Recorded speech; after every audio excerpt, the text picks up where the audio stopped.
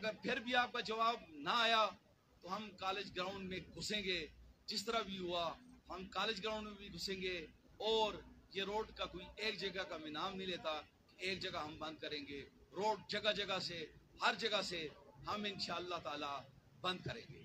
یزیدی انتظامیہ کی جانب سے آپ کو تو اجازت نہیں دی جا رہی، جبکہ مسلم لیگ نون یا دیگر جماعتوں کو اجازت دی جا رہی ہے، کیا آپ یہ نہیں سمجھتے کہ لیول پلینگ فیلڈ میسر نہیں کی جا رہی اور پارٹیوں سے ان کا مینڈیٹ چھیننے کی کوشش کی جا رہی ہے؟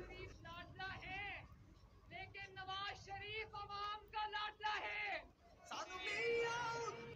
نعرے بھٹو! آج مجھے بہت خوشی محسوس ہو رہا ہے کہ میں پنجاب کے سرزمین پہ کھڑا ہو کر پنجاب کے چیالوں کے درمیان آج موجود ہوں اور پاکستان پیپلز پارٹی کا انتخابی مہم چلا رہا ہوں۔ میں آپ سب کا شکر گزار ہوں۔ مریم نواز کا ایبٹ آباد میں جلسہ، دو بڑی جماعتیں پیپلز پارٹی اور مسلم لیگ نون آمنے سامنے، بڑے تصادم کے امکانات پیدا ہو گئے۔ پاکستان پیپلز پارٹی کے مرکزی چیئرمین بلاول بھٹو زرداری کے ایبٹ آباد جلسے میں رکاوٹ ڈالنے اور اسی مقام پر مریم نواز کے جلسے کی اجازت پر پیپلز پارٹی کھل کر میدان میں آ گئی۔ بڑی سیاسی جماعتوں کی رسہ کشی سے نقص امن اور بڑے تصادم کے خطرات پیدا ہو چکے ہیں۔ امیدوار قومی و صوبائی اسمبلی سید سلیم شاہ بلاول بھٹو کے جلسہ عام میں کیے گئے اپنے قول پر ڈٹ کر کھڑے ہو گئے۔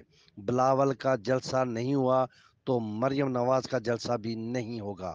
پیپلز پارٹی کے اعلان نے شہر کی سیاست میں ہلچل مچا دی۔ اس حوالے سے ایبٹ آباد پریس کلب میں پیپلز پارٹی کے ضلعی صدر سرفراز خان جدون، امیدوار قومی و صوبائی اسمبلی سید سلیم شاہ، امیدوار صوبائی اسمبلی افتخار تنولی ایڈوکیٹ شیراز افضل خان اور پیپلز پارٹی کے دیگر عہدیداران نے پرہجوم پریس کانفرنس کرتے ہوئے کہا کہ ایبٹ آباد میں انتظامیہ کے دور معیار نے امن کو خطرات لاحق کر دیے ہیں۔ پیپلز پارٹی کے مرکزی چیئرمین بلاول بھٹو زرداری کے جلسے کے لیے ایبٹ آباد کالج گراؤنڈ کی اجازت نہیں دی گئی۔